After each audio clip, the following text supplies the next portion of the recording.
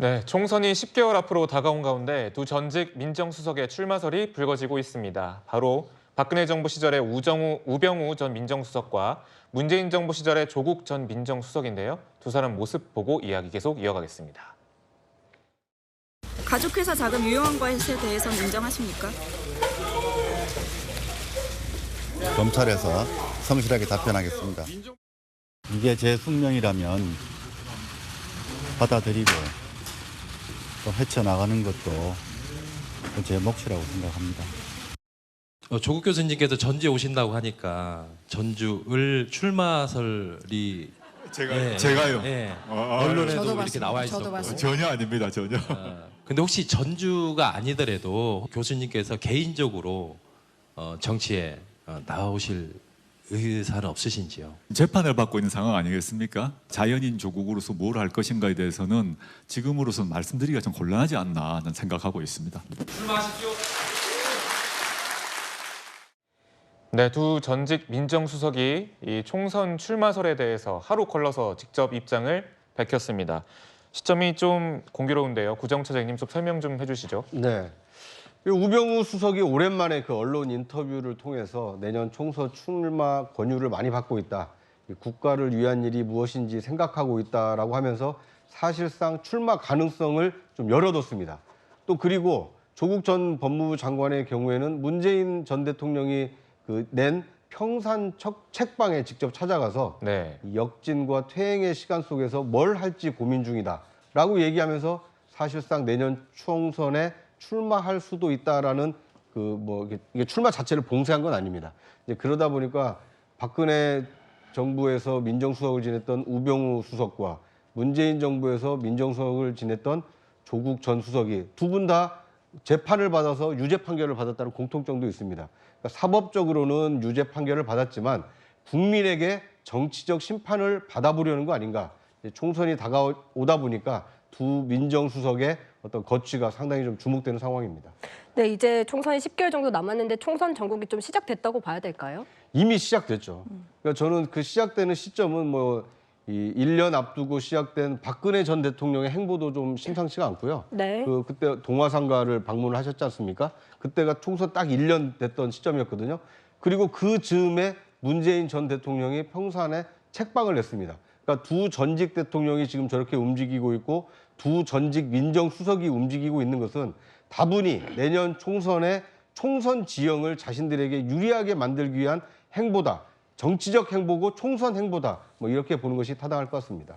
네, 이 두 사람의 주목하는 이유, 바로 우 전 수석은 박근혜 정부의 핵심 실세로 불렸었고 조국 전 수석은 이 문재인 정부의 첫 민정수석으로서 임용이 됐었습니다. 이 두 사람 모두 양대 정권의 상징적인 인물이죠.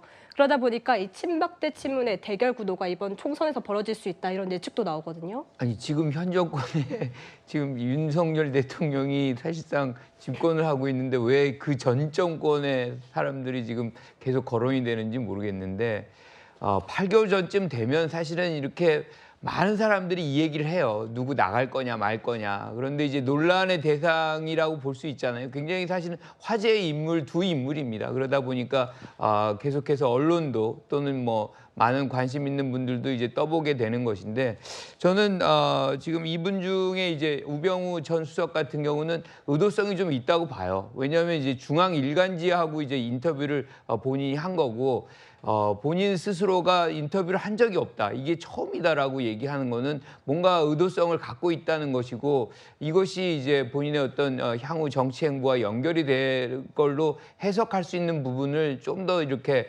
인식하게 해주는 그런 장면이 아닌가 싶은데 지금 조국 전 장관 같은 경우도 마찬가지예요. 어제 이제 다녀와서 사실은 사진들을 올렸거든요.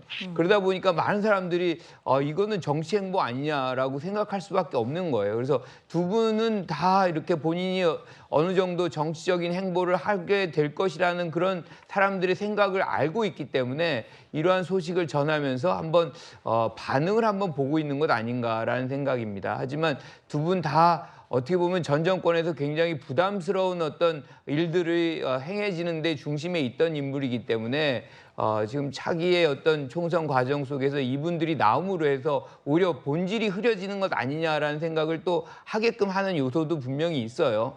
문재인 정부라든가 박근혜 정부의 어떤 재평가를 하게 되는 계기일 수도 있겠지만 지금 국민들 굉장히 어렵습니다. 그래서 사실상 미래의 어떤 정치가 만들어질 수 있는지에 대해서 더 관심을 갖게 하는데 오히려 관심을 과거로 끌어들이게 하는 그런 요인으로 작동하지 않을까 하는 우려가 있습니다.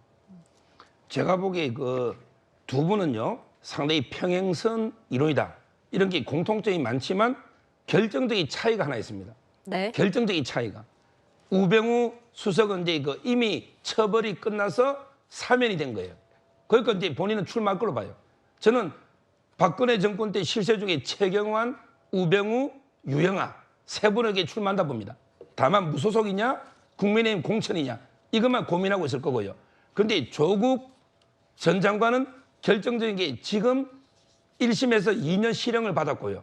이게 내년 초쯤에 대법원까지 확정될 겁니다. 그런데 모든 걸 다 무죄를 받을 수 있을까요? 저는 불가능하다 봅니다. 법조인의 시각으로. 결국 조국 장관은 나오고는 싶겠죠. 그렇지만 이게 법적으로 피선거권이 없어요. 대법원에 확정되면. 그래서 조국 장관은 나오고 싶지만 못 나오고 우병우 전 수석에게 출마한다. 저는 이렇게 보고 있습니다. 네, 변호사님께서 말씀하신 대로 두 사람 아주 공통점이 많은데요.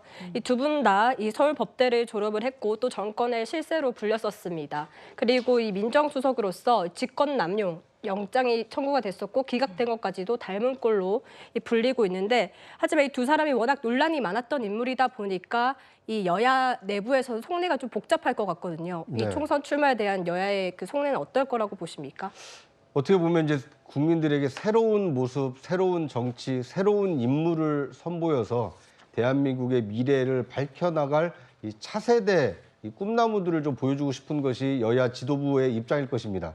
그런데 이미 한번 흘러간 물들이고 그리고 흘러간 것이 제대로 잘 흘러간 것이 아니라 뭔가 변곡점을 만들어서 대한민국의 어떤 질곡을 만든 두 분 아닙니까? 그런 아픈 상처와 아픈 기억을 준 두 분이 총선에 나오겠다. 뭐 대한민국은 참정권이 보장된 나라이기 때문에 투표하는 참정권뿐만 아니라 출마해서 이 심판을 받는 참정권도 행사할 수가 있습니다. 피선거권을 행사할 자유는 두 분 다 있습니다. 그런데 정치적으로 이미 심판받았고 사법적인 판단을 받았던 분들이 다시 전면에 등장하는 것, 국민들이 어떤 입장을 갖고 있을까요? 좀 자기 객관화를 해보시면 어떨까 하는 안타까운 생각이 듭니다. 앵커님 발언을 하나 저는 바로 잡아야 될 게요. 제명이요. 우병우 수석에게 직권남용이 맞아요. 직권남용. 이거는 이게 업무를 하다가 기소된 거죠. 그런데 조국 수석의 혐의가 직권남용도 있죠. 있기는. 그렇지만 이거는 부차적인 거고 유재수 감찰 무마. 오히려 중요한 거는 전부 이게 개인 비리입니다. 조국 전 장관에게 뭐 아들의 인턴 허위로 했다든지 또는 이게 이런 거 있잖아요. 전부 이게 그 개인 비리와 관련해서 입시 위조라든지 이런 게 많다는 거. 이거는 우병우 수석하고 다른 점입니다. 네. 장윤주 변호사님, 네. 지금 어떻게 보면 양쪽 정당, 민주당과 국민의힘 모두 어떤 개파색을 지우려고 하고 어떤 통합적인 그런 마인드로 가져가겠다라고 밝힌 상황에서 이렇게 뭐 친박계 인물들 그리고 친문계 인물들이 나올 수 있다 이런 총선 출마설이 나오는 게 좀 달갑지만은 않을 수도 있을 것 같습니다. 어떻게 보시는지요? 앞서 또 다른 분들께서 자꾸 과거로의 회귀 이런 말씀을 해주셨는데요. 저도 비슷한 의견입니다. 좀 미래로 나아가고 또 새로운 인물들이 나와서 또 총선을 또 치러야 또 국민들께 새로운 비전과 희망을 드릴 수 있을 텐데 사실 언제적 친박과 또 친문의 대결 이런 이야기가 다시 나오는 것 자체가 국민들 입장에서는 참 정치권에 대해서 여러 가지 또 실망을 할 수밖에 없는 그런 계기가 될 것 같아서 안타깝습니다.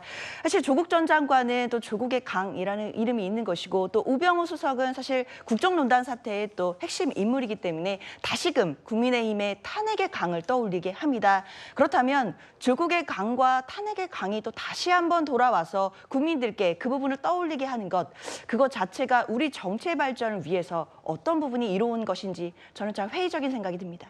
네, 하나만 마지막으로 더 여쭤보겠습니다. 조금 전 영상에서도 이 조국 전 장관에게 출마하시라고 권유하는 시민도 보였고요. 네. 그리고 우병우 전 수석에게도 출마를 권유한 사람이 있었다 본인이 직접 밝혔는데 또 강성 지지층의 표심을 끌어안으려면 이분들이 출마를 해야 된다 이런 입장도 있을 것 같습니다. 네. 그러니까 이제 개인적인 어떤 이 뭐랄까요 억울함을 푸는 것도 있지만 전체적으로 지금 국민의힘의 경우에는 이 TK가 가장 강력한 지지 기반입니다만 TK를 대표할 만한 마땅한 정치인이 지금 뭐 홍준표 대구시장 외에는 지금 딱히 떠오르지 않는 상황이거든요. 그러다 보니까 TK 출신인 우병우 전 수석이 박근혜 전 대통령과의 어떤 그 손을 잡는 모습을 통해서 새롭게 이제 차차기 주자로 이 부상할 수 있는 거 아니냐 이런 이제 관측이 나오고 있기 때문에 우병우 역할론이 어느 정도 있는 것도 사실이고요. 마찬가지로 조국 전 민정수석의 경우에도 지금 PK가 지금 약간 어떻게 보면 여야 모두 무주공산처럼 돼 있습니다. PK를 대표하는 여당 차기 주자, 야당 차기 주자가 없는 상황이다 보니까 조국 전 수석이 출마해서 국민의 어떤 평가를 받는다라면 야당의 차기 PK 주자로 발돋움할 수 있는 거 아니냐. 그렇게 되면 정권은 교체됐지만 다시 정권을 찾아올 수 있는 거 아니냐. 이제 이런 논리가 있다 보니까 우병우 수석도 그렇고 조국 전 수석도 그렇고 자신의 어떤 개인적인 소원 수리 또는 억울함을 푸는 것 외에도 여야 정치적인 어떤 이 그 공학적인 접근이 지금 두 사람의 어떤 출마를 부채질하고 있다. 이렇게 볼 수 있을 것 같습니다. 알겠습니다. 지금까지 두 전 민정수석의 총선 출마설에 대해서 살펴봤습니다.